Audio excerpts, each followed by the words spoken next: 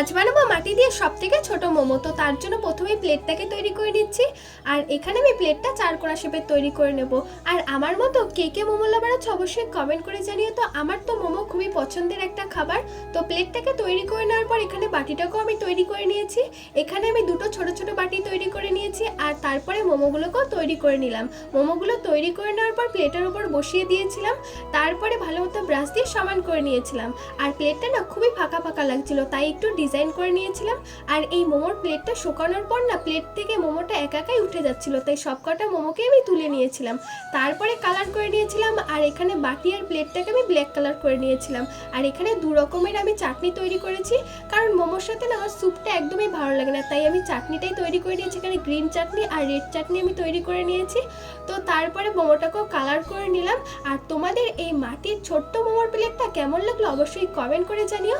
ভালো লাগলে একটা লাইক করে দিও। আর সবশেষে আমি ভার্নিশ লাগিয়ে নিয়েছিলাম। আজ আসি, সকলকে টাটা।